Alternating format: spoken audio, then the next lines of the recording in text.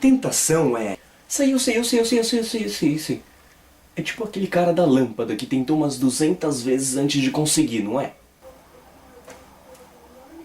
Isso aí é tentativa, não tentação. Então não sei.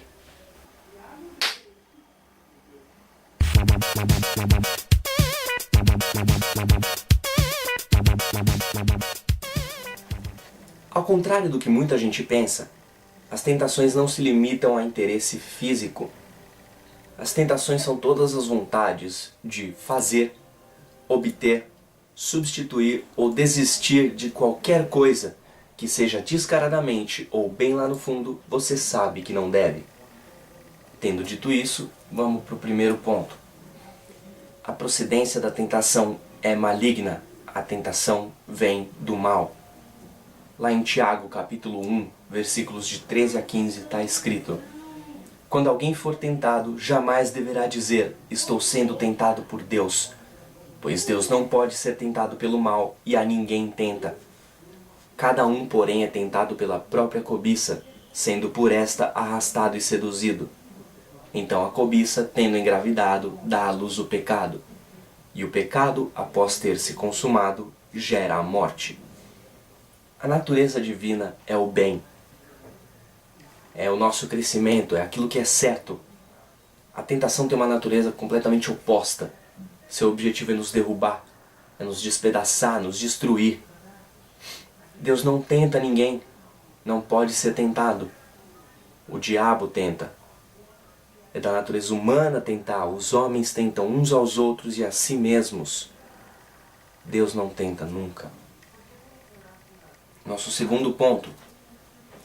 Todos nós vamos passar pela tentação. Ela vai acontecer na vida de todos nós, cristãos ou não cristãos. Em Lucas capítulo 4, versículos 1 e 2.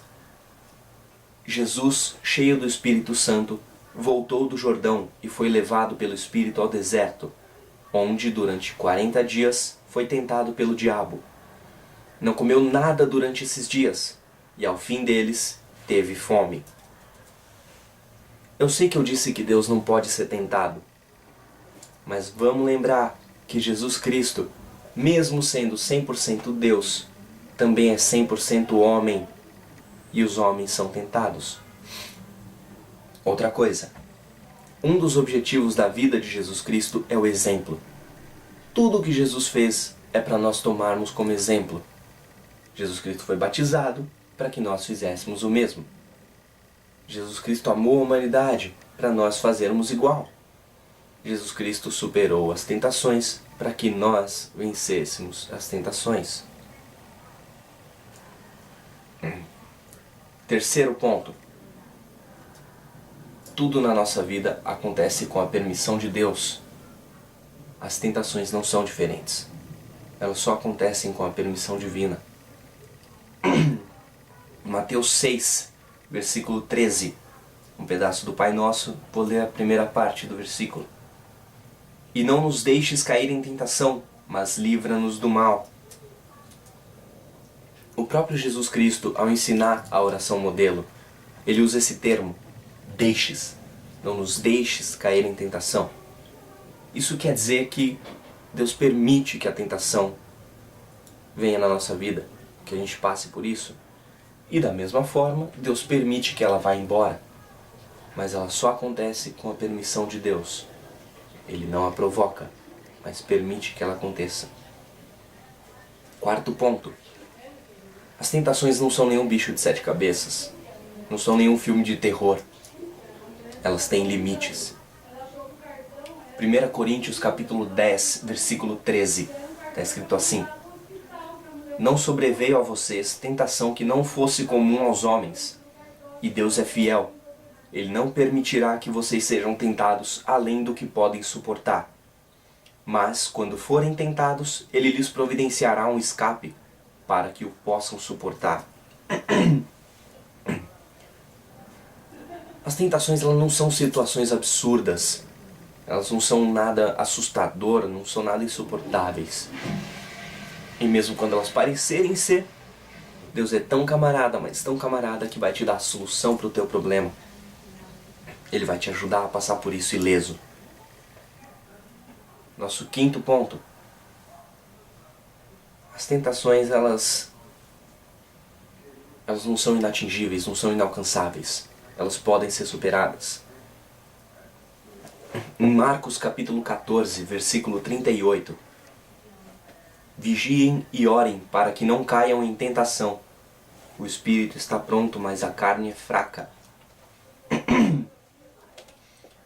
Para todos aqueles que possuem o Espírito Santo vivendo dentro de si, é mais fácil suportar as tentações. Quer dizer então que cristão não cai em tentação? Não, não é bem assim. Todos nós estamos suscetíveis a cair em tentação. Todos. Mas quem tem o Espírito, que é forte, vivendo dentro de si, tem uma defesa maior contra essas tentações. Tem uma chance maior de escapar ileso dessa armadilha. Por isso que a gente vê tanta gente que não tem Deus no coração, mas usa droga, ou adultera, ou mente, ou rouba, ou aposta, etc, etc. Infelizmente, também existem cristãos que não se apoiam no Espírito tanto quanto deveriam, e acabam andando pela carne, que é fraca, consequentemente caindo em tentação. Vocês lembram do estudo que eu falei sobre os frutos do Espírito?